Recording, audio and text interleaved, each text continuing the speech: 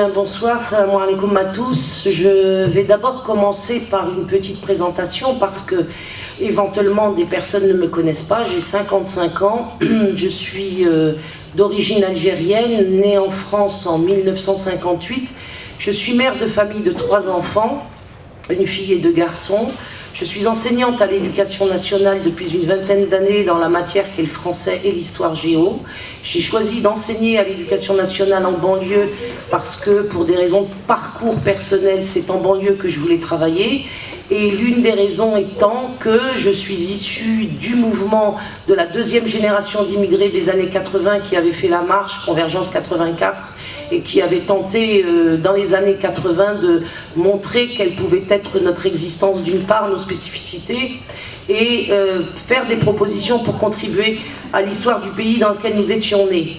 Malheureusement, il a fallu que l'Union des étudiants juifs de France en 1985, fin 84, décide de casser notre mouvement en créant une association qui s'appelait SOS Racisme pour que tous les espoirs de la 2e génération organisée à l'époque s'effondrent, puisque SOS Racisme, avec des moyens considérables qui venaient notamment du pouvoir d'État de l'Élysée, Mitterrand étant à l'époque le président de la République, pour que SOS Racisme ait à notre place la parole dans les banlieues, la parole en France concernant la génération issue de l'immigration, celle qu'on a finalement dans les médias appelée la génération beurre.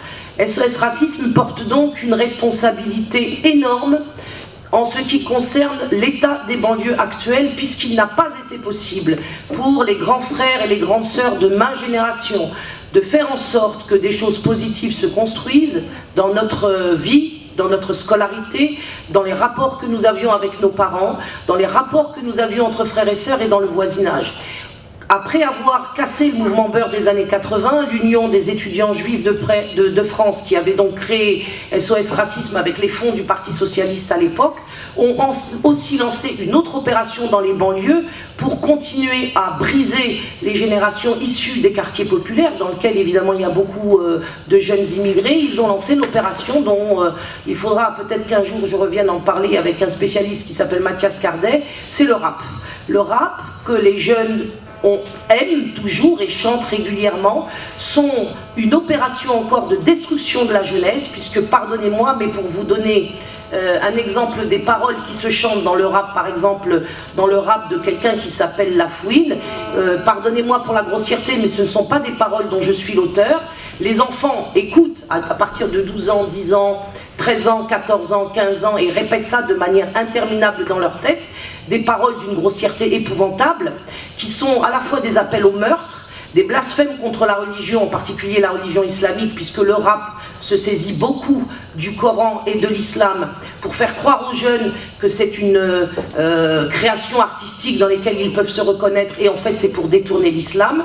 Ils préfèrent aussi faire en sorte que nos relations dans ces chansons avec le reste du pays qui est la France se détériorent au maximum, et c'est comme ça par exemple que La Fouine, qui est un chanteur de rap financé notamment par les anciens de SOS Racisme, on les retrouve aussi évidemment dans cette opération, c'est comme ça que La Fouine va chanter des paroles comme dans un clip qui s'appelle La Fête des Mères. Je vous prie encore de m'excuser de vous donner ces paroles-là, mais je crois que vous devez les entendre puisque vos enfants les écoutent. C'est par exemple « Nique ta mère, c'est la fête des mères, et sur le Coran, on va leur tirer dedans ». À l'école, après qu'on leur a pendant un certain nombre de... au moins un siècle, retirer Dieu du cœur, parce que je suis croyante, je suis musulmane. Le projet de Jules Ferry à l'origine a été de séculariser l'école, c'est-à-dire en fait de retirer à l'école sa dimension spirituelle. Après avoir retiré à l'école sa dimension spirituelle, on a fait en sorte de lui retirer aussi ses capacités de transmission du savoir. Alors pour dire les choses de manière un peu plus simple, on a fait en sorte qu'à l'école, les enfants, ils apprennent plus à lire et à écrire. Et qu'on s'imagine, nous les parents, que c'est la faute de nos enfants. Et qu'on nous accuse, nous les parents, de ne pas nous occuper de nos enfants. En tant qu'enseignante, je le suis depuis 20 ans, je peux vous garantir que mes élèves, qui sont tous de la banlieue, et qui sont à l'image de la salle qui est aujourd'hui devant moi, je vous remercie infiniment d'être venus nombreux ce soir, et aussi intéressés par le sujet, parce que c'est un sujet aujourd'hui qui est décisif dans la mesure où c'est, je le dis de manière officielle et solennelle, une question de vie ou de mort. C'est une question de vie ou de mort. Parce que la France, ce n'est pas ce qu'on vous donne à voir aujourd'hui à la télévision. La France, ce n'est pas non plus ce qu'on vous a fait croire pendant des années.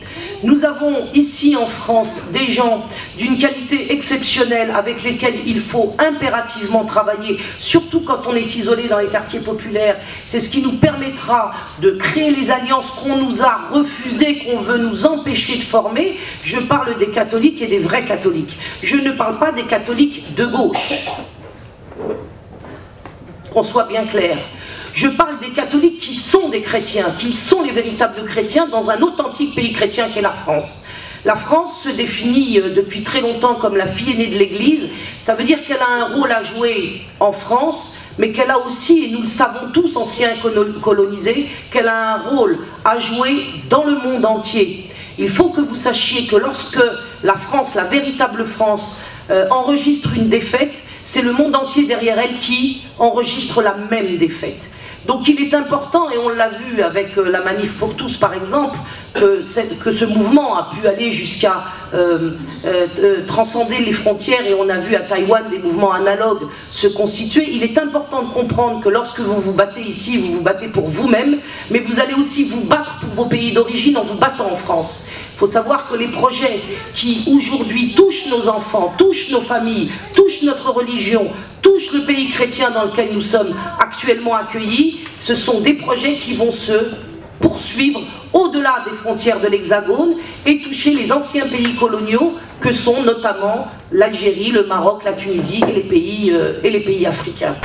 Se battre ici, c'est se battre pour ses enfants, c'est se battre pour son mari ou pour sa femme, c'est se battre au nom de son père et au nom de sa mère, parce que nous avons des parents, contrairement à ce qu'on veut bien nous faire croire, et la défense de la génération actuelle, la défense de la génération de nous les parents et de nos parents à nous est un combat décisif aujourd'hui par rapport aux projets qui nous sont imposés. Et je le répète, des projets qui vont aller jusqu'à s'imposer dans nos pays d'origine.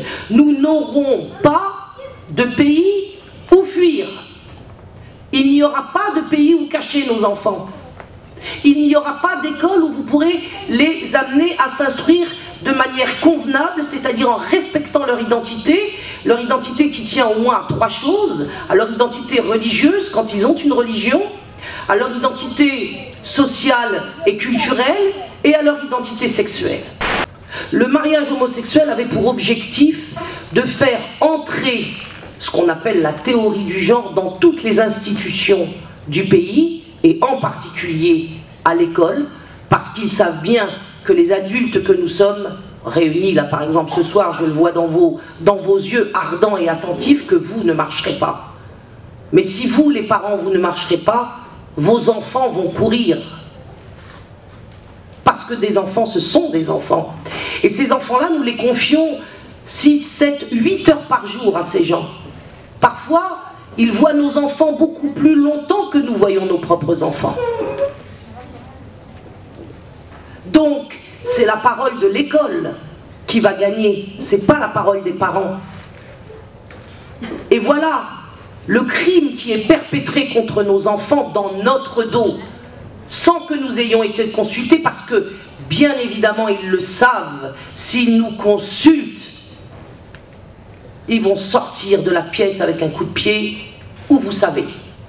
De quoi allons-nous débattre à l'école avec des enfants concernant le genre? Et bon, on va lui dire, par exemple, en termes simples, que, effectivement, tu es dans un corps de petite fille, effectivement, tu es dans un corps de petit garçon, mais peut-être que tu pourrais être, alors ça c'est le corps sexué, c'est le sexe qui nous a été donné à la naissance, qui est naturel, pour nous même il est divin, n'est-ce pas?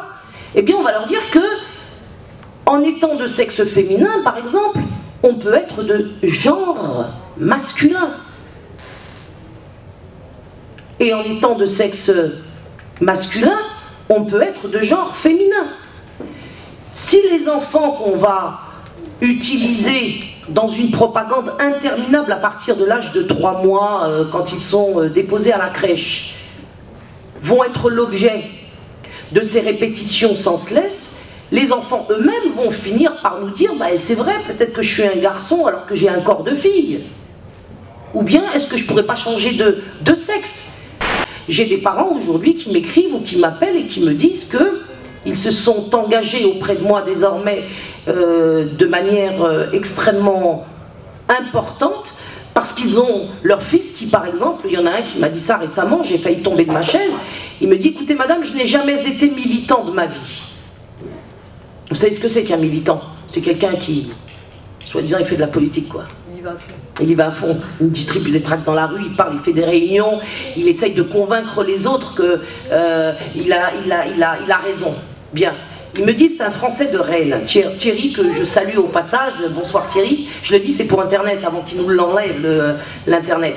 Donc pour l'instant qu'on a encore Internet, salut à Thierry. Qui me disait, je ne suis pas militant. Et je n'ai jamais été militant. Mais là, je viens à fond avec vous. Et je lui dis, mais qu'est-ce qui vous a motivé? C'est-à-dire, en gros, pourquoi vous décidez-vous subitement à devenir un militant?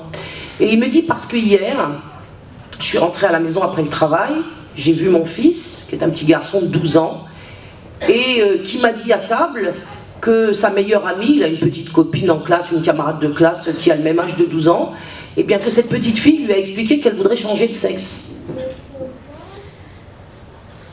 Et donc le pauvre Thierry, quand il a entendu ça, il s'est dit, bon, il y a quelque chose qui ne va pas, quoi. Comment cet enfant a pu avoir cette idée?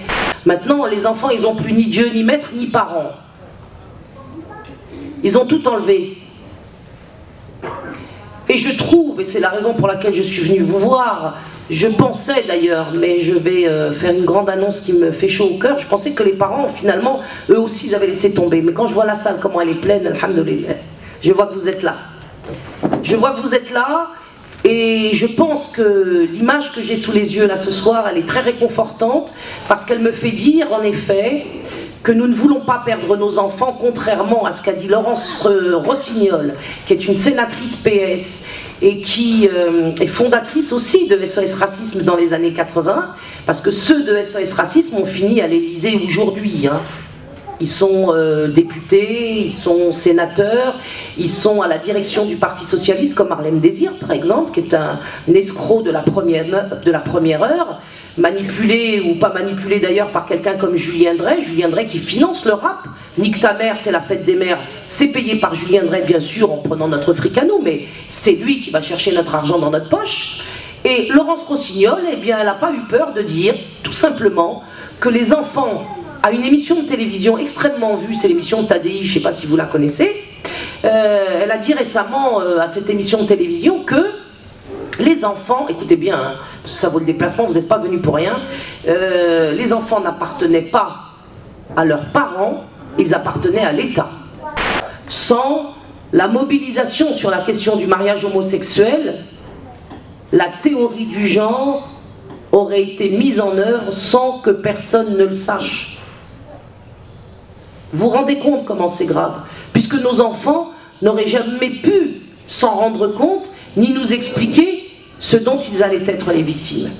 Donc salut aux catholiques, les vrais, parce qu'il y en a des faux, et salut à la Manif pour tous, salut à tous les mouvements qui, l'année dernière, ont mobilisé inlassablement et de manière infatigable des millions de gens, des millions de Français pour dire à Hollande et à son gouvernement corrompu, à son gouvernement vendu, à son gouvernement destructeur, que nous étions, nous, des hommes et des femmes, par Dieu et par naissance. Par Dieu et par naissance, nous sommes des hommes et des femmes. Et par Dieu et par naissance, nous voulons le rester. Et nous accouchons d'hommes et de femmes, par Dieu et par naissance.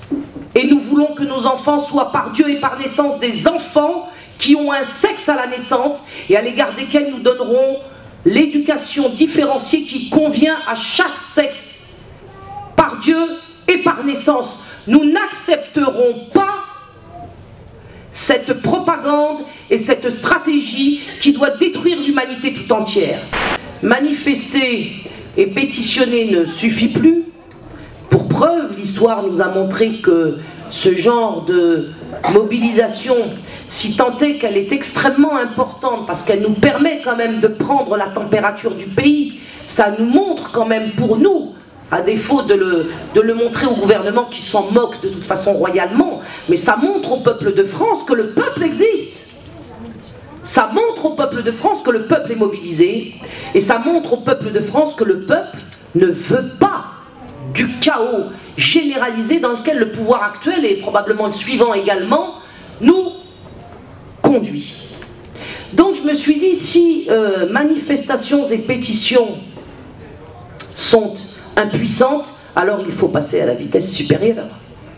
Parce que comme je vous l'ai dit tout à l'heure, si nous voulons ne pas mourir sans avoir combattu, alors il faut se battre.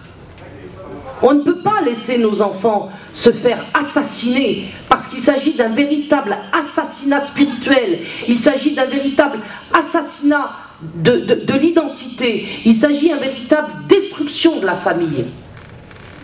Nous savons très bien combien il est difficile aujourd'hui d'être dans une famille qui ne passe pas son temps à se déchirer, oui ou non? Oui ou non? Dans toutes nos familles aujourd'hui, ce ne sont que des successions de bagarres et de divisions.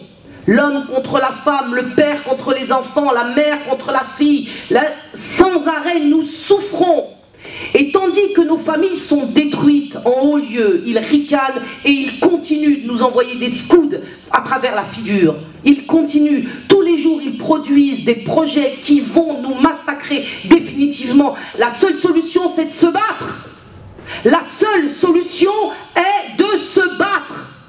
Et dans la bagarre, dans la résistance, vous allez récupérer des relations normales entre vous. Parce que vous serez fiers les uns des autres.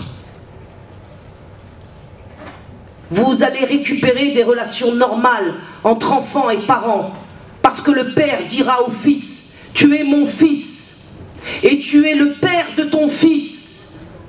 Et ça va réparer les dégâts qui ont été faits par la société moderne. Parce que ce combat, cette guerre du genre qu'il nous déclare, est un combat aussi pour qu'à l'intérieur de nos familles, tout redevienne à l'endroit. Que la mère soit respectée. Que le père soit obéi. Que les parents soient préservés du mocébat des enfants qui sont perdus. La guerre du genre, c'est la possibilité de sortir nos enfants des prisons dans lesquelles ils se trouvent. Nous avons des enfants en prison. Vous êtes-vous jamais demandé pourquoi? Nous avons des enfants qui se droguent. Nous avons des filles qui se prostituent aujourd'hui. Parce que nous ne nous sommes pas battus. Parce que nous avons laissé faire. Et quel que soit l'adversaire que nous avons en face de nous, aujourd'hui, je dis que c'est nous qui sommes responsables. C'est moi qui suis responsable. C'est vous qui êtes responsable. Nous sommes responsables. Nous ne devons pas pleurer sur notre sort. Nous devons nous lever et nous devons nous battre.